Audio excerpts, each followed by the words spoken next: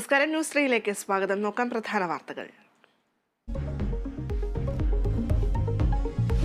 സംസ്ഥാനത്ത് കൊട്ടിക്കലാശം. അവസാന മണിക്കൂറുകൾ ഗംഭീരമാക്കാൻ മുന്നണികൾ ചരിത്ര വിജയം നേടുമെന്ന് LDFും UDFും. പ്രധാനമന്ത്രി വില കുറഞ്ഞ രാഷ്ട്രീയക്കാരനെന്ന മല്ലികാർജുൻ ഖാർഗെ. വർഗീയ ഭ്രാന്താണ് പ്രധാനമന്ത്രി മുന്നോട്ട് വയ്ക്കുന്നതെന്ന് MV ഗോവിന്ദൻ. സംസ്ഥാനത്ത് കനത്ത ചൂട് തുടരും. 12 ജില്ലകളിൽ യെല്ലോ അലർട്ട്. പാലക്കാട് വെള്ളിയാഴ്ച വരെ ഉഷ്ണതരംഗ സാധ്യത.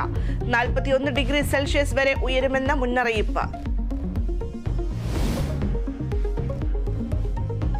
കരുവന്നൂർ കേസിൽ CPIM തൃശൂർ ജില്ലാ സെക്രട്ടറി MM വർഗീസ് EDക്ക് മുന്നിൽ ഹാജരായില്ല. സാവകാശം തേടാൻ നീക്കം. തെരഞ്ഞെടുപ്പ് കഴിഞ്ഞ് ചോദ്യം ചെയ്യലിന് ഹാജരാകാമെന്ന് മറുപടി.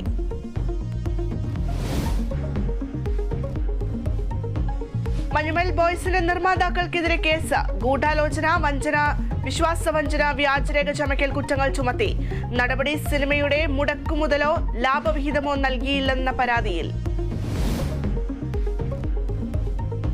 പരാധീനതകൾക്ക് നടുവിൽ കോഴിക്കോട് ബീച്ച് ഫയർ സ്റ്റേഷൻ. തീപിടുത്ത സാധ്യത നിലനിൽക്കുമ്പോൾ ആവശ്യത്തിന് യൂണിറ്റുകളില്ല.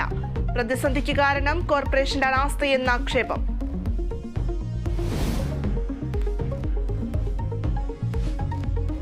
IPLൽ ഡൽഹിയും ഗുജറാത്തും നേർക്കുനേർ. മത്സരം രാത്രി 7:30 ഡൽഹിയിൽ. പോയിന്റ് നില മെച്ചപ്പെടുത്താൻ ടീമുകൾ.